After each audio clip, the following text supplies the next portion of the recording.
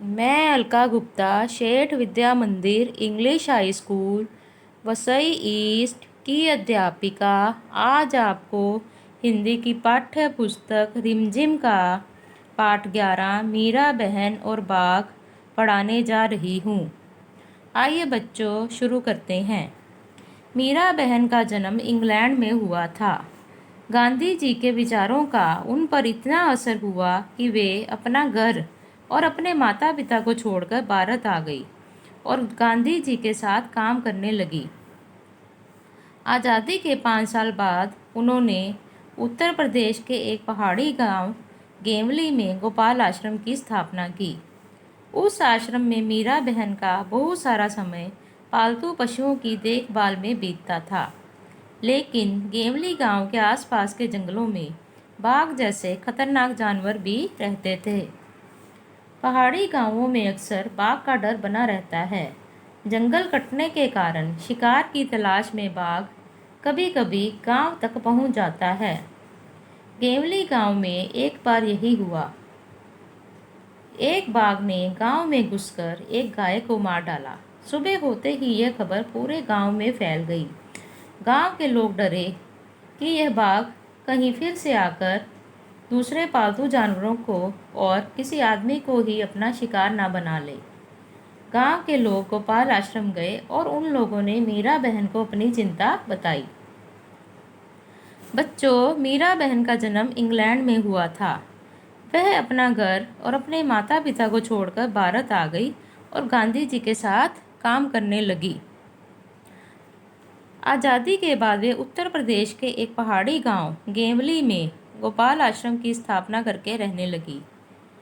वे अपना सारा समय पालतू जानवरों की सेवा में बिताने लगी। गेवली गांव के आसपास के जंगलों में बाघ का खतरा था। वह किसानों के पालतू जानवरों का भी शिकार करने लगा। उसने एक गाय को भी मार डाला। गांव के लोग गोपाल आश्रम में गए और उन्होंने अपनी समस्या मीरा बहन को बताई। आइए बच्चों आगे पढ़ते हैं। गांव के लोगों ने अंत में तय किया कि बाघ को कैद कर लिया जाए। उसे कैद करने के लिए उन्होंने एक पिंजड़ा बनाया। पिंजड़े के अंदर एक बकरी बांधी। योजना यह थी कि बकरी का मिमियाना सुनकर बाघ पिंजड़े की तरफ आएगा। पिंजड़े का दरवाज़ा इस प्रकार खुला हुआ बनाया गया था कि बाघ के अंदर घुसते ही वह दरवाज़ा झटके से बंद हो जाए। शाम होने तक पिंजड़े को ऐसी जगह पर रख दिया गया जहां बाघ अक्सर दिखाई देता था। यह जगह मीरा बहन के गोपाल आश्रम से ज़्यादा दूर नहीं थी। रात बीती। सुबह की रोशनी होते ही लोग पिंजड़ा देखने निकल पड़े। उन्होंने दूर से देखा कि पिंजड़े का दरवाज़ा बंद है। वे यह सोचकर बहुत खुश हुए कि बाघ जरूर पिंजड़े में फंस गया होगा। लेकिन जब वे पिंजड़े के पास पहुंचे तो क्या देखते हैं, पिंजड़े में बाघ नहीं था। लोग चकित थे।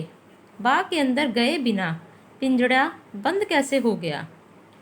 लोग मीरा बहन के पास पहुंचे। लोगों ने सोचा कि गोपाल आश्रम पास में ही था, इसलिए शायद मीरा बहन को मालूम हो कि रात में क्या हुआ। पूछने पर मीरा बहन बोली, देखो भाई, मुझे नींद नहीं आ रही थी। मैं सोचती रही कि आखिर बाघ को धोखा देकर हम क्यों फंसाएं। इसलिए मैं गई और पिंजड़े का दरवाज़ा बंद कर आई।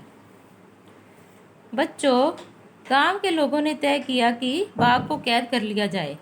कैद करने के लिए एक पिंजड़ा बनाया गया और उसके अंदर एक बकरी बांधी गई। जैसे ही बाघ अंदर घुसता वह दरवाज़ा झटके से बंद हो जाता। पिंजड़े को ऐसी जगह रख दिया गया जहां बाघ अक्सर आता जाता रहता था। रात बीतने के बाद लोग सुबह जब पहुंचे तो देखा कि पिंजड़े का दरवाज़ा बंद है, लेकिन अंदर बाघ नहीं था। लोग बहुत हैरान हो गए कि बिना बाघ के अंदर गए पिंजड़ा बंद कैसे हो गया। गांव वाले मीरा बहन के पास गए और अपनी समस्या बताई तो मीरा बहन ने कहा कि मुझे नींद नहीं आ रही थी। मैं सोचती रही बाघ को धोखा देकर हम क्यों फंसाएं। इसलिए मैं स्वयं पिंजड़े का दरवाज़ा बंद कर आई। तो बच्चों, आज का हमारा ये पाठ समाप्त होता है। धन्यवाद।